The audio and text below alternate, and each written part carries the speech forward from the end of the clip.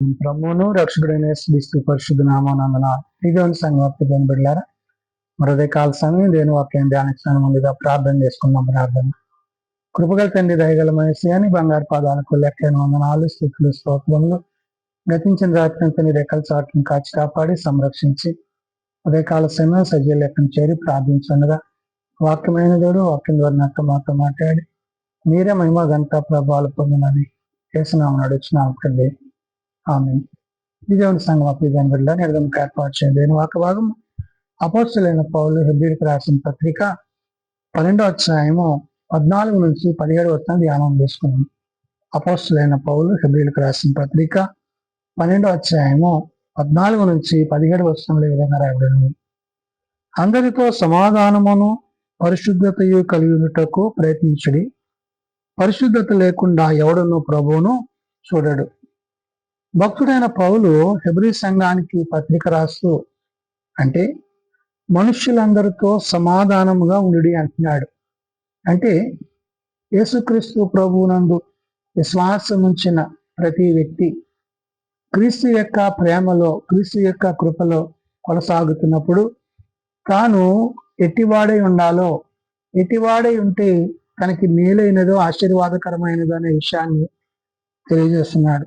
కాబట్టి ఇక్కడ అందరితో సమాధానమును పరిశుద్ధతయు కలిగి ఉండుటకు ప్రయత్నించుడు అంటున్నాడు. సమాధాన సంబంధమైన సువార్త మన బ్రతుకులను మన జీవితాలను పరమునకు చేర్చేదై ఉన్నది. కాబట్టి సమాధానము లేకపోతే మనము ప్రభువుని చేరలేము.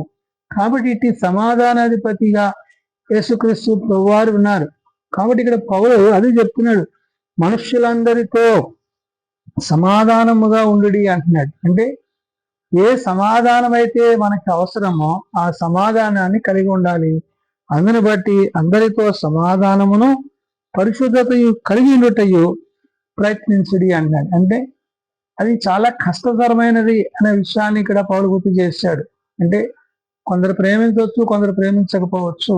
కానీ నీవు అందరినీ ప్రేమిస్తూ ప్రభువు ప్రేమ కలిగిన వాడవై ప్రభు యొక్క ప్రేమలో నీవు ముందుకి కొనసాగాలి. కాబట్టి పరిశుద్ధత లేకుండా ఎవడును ప్రభువును చూడడు అంటున్నాడు. అంటే పరిశుద్ధత అనేది ప్రేమను బట్టి, సఖ్యతను బట్టి, ఐక్యతను బట్టి కలిగేది.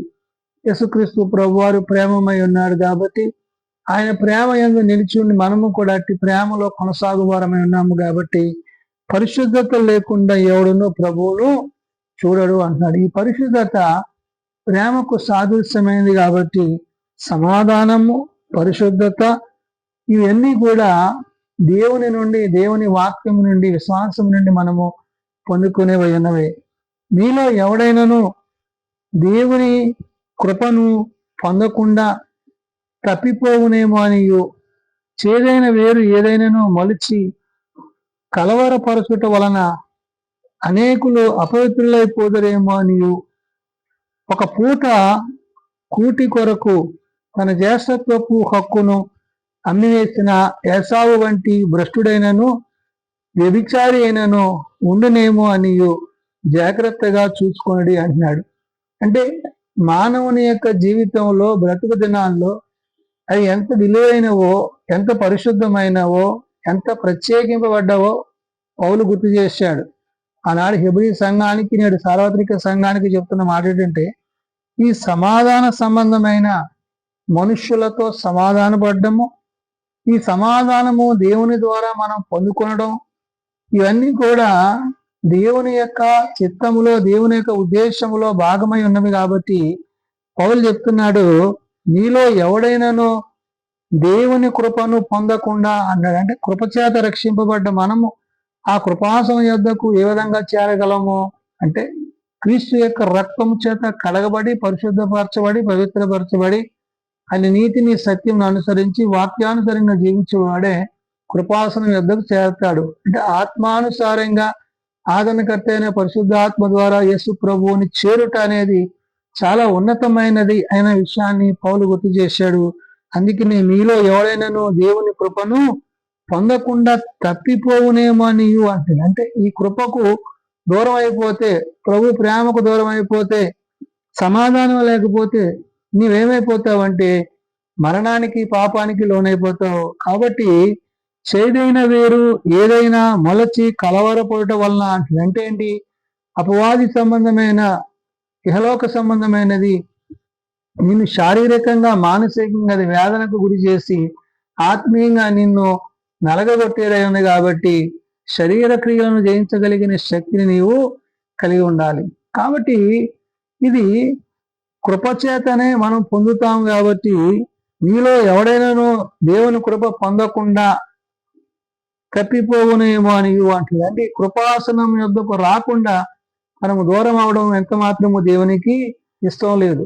కాబట్టి చేదైన వేరు ఏదైనా మొలచి కలవరపరచుట వలన అనేకులు అపవిత్రులైపోదురేమో అని అంటుంది. అంటే ఈ వేరు ఎలాంటిదంటే పాపానికి నాశనానికి మనం నడిపించేదైంది. కాబట్టి అట్టి బలహీనతకు మనము బద్దులం కాకుండా క్రీస్తు ప్రేమలో క్రీస్తు కృపలో మనము జీవించాలి.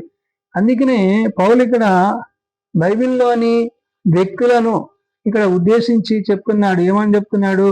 ఒక పూట కూటి కొరకు తన జ్యేష్ఠత్వపు హక్కును అమ్మివేసిన ఏశావు వంటి భ్రష్టుడైనను వ్యభిచారి అయినను ఉండునేమో అని జాగ్రత్తగా చూసుకోండి అంటే ఒక పూట కూటి కోసమే తన జ్యేష్ఠత్వాన్ని అమ్మేసుకున్న మరి ఏశావు వంటి వ్యక్తులను అంటాడు. అంటే ఏంటి? తిండి కోసము, ఆహారం కోసము, ఇహ సంబంధమైన వాటి కోసము తమను తాము ఏం చేసుకుంటున్నారంటే నాశనానికి నడిపించుకుంటున్నారు. మరి ఆశీర్వాదాలకు కృపకు బదులు మరి శాపాన్ని కొని తెచ్చుకుంటున్నారు అనే విషయాన్ని పౌలు గుర్తు చేశాడు. అందుకనే చెప్పుకున్నాడు, ఒక పూట కూటి వరకు తన జ్యేష్ఠత్వపు హక్కును అమ్మివేసిన అంటే ఏంటి? అంటే ఆహారం కోసం, ఆ పూట ఆహారం కోసం తన జ్యేష్ఠత్వాన్ని కూడా తాను వదిలిపెట్టుకున్న వాడుగా ఉన్న ఏశావు వంటి భ్రష్టుడైనను వ్యభిచారి అయినను అంటే ఏంటి? కృపను పొందకుండా, క్రియలకు లేకుండా, శరీర సంబంధమైన వాటి కొరకు, ఇహ సంబంధమైన వాటి కోసం మనసు కలిగి ఉండడం అనేది ఎంత భయంకరమైనదో గుర్తు చేస్తున్నాడు. ఏశావు వంటి భ్రష్టుడైనను వ్యభిచారి అయినను ఉండునేమో అని అంటే అంటే తాను చేసిన పాపము దాని వ్యభిచారముగా అక్కడ పౌలు గుర్తు చేస్తున్నాడు. అంటే ఏంటి? తన హక్కును, తన యొక్క జ్యేష్ఠత్వాన్ని కూడా దేవుడిచ్చిన దాన్ని కాదని తను తన యొక్క కడుపు కోసము దాన్ని పోగొట్టుకున్న వాడై ఉన్నాడు అనే విషయాన్ని చెప్తున్నాడు. భ్రష్టుడైన వ్యభిచారిని ఉండనేమో అని జాగ్రత్తగా చూసుకోండి అంటాడు. అంటే ఏంటి? ఆ విధంగా మీరు పాపములో, లోకముతో, శరీరముతో కాక శరీర క్రియలను జయించి ఆత్మయందు నిలిచిన వారై కృపయందు కొనసాగవలసి ఉన్నది. కాబట్టి ఇది దేనికి సాదృశ్యం అంటే మనుషులందరితో సమాధానం ఉండడానికి నడిపించేదై ఉన్నది. కాబట్టి ఏశావు ఆ తరువాత ఆశీర్వాదం పొందగోరి కన్నీళ్లు విడిచుచు దానికోసరము శ్రద్ధతో వెదకినను మారు మనస్సు పొందని అవకాశము దొరకక విసర్జింపబడనని మీరు ఎరుగుదురని. తర్వాత అంటే ఉన్న సమయాన్ని, ఉన్న పరిస్థితిని, మరి దేవుడు మనకి ఇచ్చిన యొక్క సమయాన్ని, కాలాన్ని వ్యర్థం చేసుకున్నాక తర్వాత మనము వచ్చి ప్రయత్నించే దాని వల్ల ప్రయోజనము ఉండదని. అంటే ఏంటి? తనకున్న విలువైన ఆ యొక్క జ్యేష్ఠత్వాన్ని తను పోగొట్టుకుని నేడు మరలా తను పొందుకోవాలని ఆశించినప్పటికీ అది అతని వల్ల కానిదయ్యింది. కాబట్టి అందుకనే కృపకు దూరస్తులు కాకుండా కృపాసనం వద్ద మనం చేరాలి. కాబట్టి పౌలు చెప్తున్నాడు ఇక్కడ, ఏశావు తరువాత ఆశీర్వాదము పొందగోరి కన్నీళ్లు విడిచుచు అని. అంటే ఏంటి? చేయవలసినప్పుడు ప్రార్థన చేయవలసినప్పుడు దేవునిచ్చిన స్థితిని పొందకుండా అటు తర్వాత అదంతా వ్యర్థం చేసుకున్న తర్వాత నీవు ఎంత రోధించినా దాని వల్ల ఉపయోగం లేదని చెప్తున్నాడు. కన్నీళ్లు విడిచుచు దాని కోసం శ్రద్ధతో వెదకినను మారు మనస్సు పొందని అవకాశము దొరకక అంటే ఎంత ప్రయత్నించినా గాని అతడు చేసిన పనులను బట్టి, క్రియలను బట్టి అతడు దానిని పొందుకోలేకపోయాడు, ఆ కృపకు దూరస్తుయ్యాడు. కాబట్టి మారు మనస్సు పొందిన అవకాశము దొరకక విసర్జింపబడిన మీరు ఎరుగుదురండి. కాబట్టి అటువంటి పరిస్థితులు, అలాంటి పరిస్థితులు రాకుండా ఉండాలంటే మనం ఏమవ్వాలంటే సమాధాన పడాలి, సఖ్యత కలిగి ఉండాలి, ప్రేమ కలిగి ఉండాలి. ఇవన్నీ కూడా వాక్యం ద్వారా, ప్రార్థన ద్వారా దేవుడు మనకు అనుగ్రహించేవి ఉన్నవి. కాబట్టి ఏది మేలైనదో, ఏది ఉన్నతమైనదో, ఏది ఉత్తమమైనదో, దేని ద్వారా దేవుడు మనలను తన యొక్క రాజ్యానికి చేర్చుకోవడానికి ఆయన ఇష్టపడుతున్నాడో వాటన్నిటిని ఇక్కడ పౌలు ప్రస్తావన చేస్తున్నాడు. కాబట్టి క్రీస్తు యేసునందున్న వాడికి ఏ శిక్షా విధియు లేదు. కృప వెంబడి కృప చేత మనము ఆయనలో కొనసాగవలసింది. కాబట్టి ఆ కృపానుసారంగా కృపచేత రక్షింపబడ్డ మనము మన కొరకు ప్రాణం పెట్టిన ప్రభువును బట్టి, ప్రభు అనుగ్రహించిన ఈ కృపను బట్టి ఈ కృపాకాలములో మనం ఆయనతో సదాకాలము జీవించేవారమై ఉండాలని పౌలు నాడు హెబ్రీ సంఘానికి, నేడు సార్వత్రిక సంఘానికి తెలియజేసిన మాటలు. ప్రార్థన చేసుకున్నాం. శాశ్వతమైన ప్రేమతో ప్రేమిస్తూ విడవక ఎడబాయక కృప చూపుతున్న తండ్రి, నిజమైన ఆయన సమాధాన సంబంధమైన నీ స్వార్థను కలిగి, వాక్యమును కలిగి, విశ్వాసమును కలిగి, ప్రేమ కలిగి అందరితో సమాధానమును సఖ్యతను కలిగి ఉండమని నీ వాక్యం ద్వారా సెలవిచ్చుకున్నాం. ఎందుకంటే సమాధానము లేకపోతే, ప్రేమ లేకపోతే నాయన మరణమును, పాపమును మమ్మలను ఆవరించును. కాబట్టి అపవాదికి చోటు ఇక ఆత్మీయంగా నిలిచి ఆత్మానుసారంగా జీవిస్తూ కృపయందు కొనసాగుటకు సహాయం దయచేయండి. అవును నాయన, మరి ఏసావు తాను పొందుకున్న ఆ యొక్క విలువైన దానిని తాను తిరిగి పొందలేని పరిస్థితి మరి గుర్తు చేశావు. కాబట్టి నేను ఎంతో విలువైన సమయాన్ని మీరు మాకు ఇచ్చారు. మీరు ఇచ్చిన సమయాన్ని మేము సద్వినియోగం చేసుకుంటూ నీ వాక్యము చేత, నీ ఆత్మ చేత నీలో బలపరచబడుతూ, భద్రపరచబడుతూ నీవు అనుగ్రహించు కృపను పొందుకుంటున్నాను. నీలో జీవించుటకు సహాయం దయచేయండి. బలహీనలను బలపరచండి, రోగులను స్వస్థపరచండి. ఆయా ప్రార్థన అవసరాలు కలిగిన కుటుంబాలను ప్రత్యేకపరచండి. చిన్న బిడ్డలు, యవనులు, పెద్దలు, వృద్ధులు ప్రతివారిని దీవించండి. జన్మదినాలు, వివాహ దినాలు అయిపోయిన కుటుంబాలను జ్ఞాపకం చేసుకోండి. నీ సంఘాలను నిద్రించిన ఈ కుటుంబాలను బట్టి భార్యను, బిడ్డలను, కుటుంబాలను ఆదరించి ధైర్యపరచండి. జరగబోయే భూస్థాపన కార్యక్రమాలు నీకు మహిమకరంగాను, కుటుంబాలకు ఆదరణకరంగా, జీవనకరంగా జరిగించిందని ఈ సన్నిధానంలో బిడ్డలు చేరి ఉన్నారని, కుటుంబం వెలిపిస్తుంది కానీ నీ సహాయం దయచేయమని ప్రార్థన చేస్తున్నాను.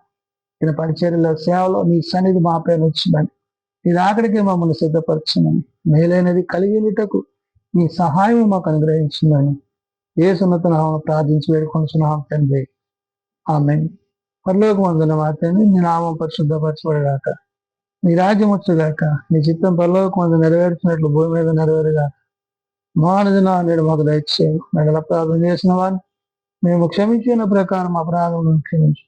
శోధనలో పేకాల్సిన తప్పించు. రాజ్యము, శక్తి, మహిమ నిరంతరము నీవే తండ్రి. ఆమేన్. మన పరమ తండ్రి దేవుని ప్రేమ, ప్రభువైన యేసుక్రీస్తు కృప, ఆదరణకర్త అయిన పరిశుద్ధాత్మ సహాయము సదా తోడయండి సంరక్షించును గాక. ఆమేన్.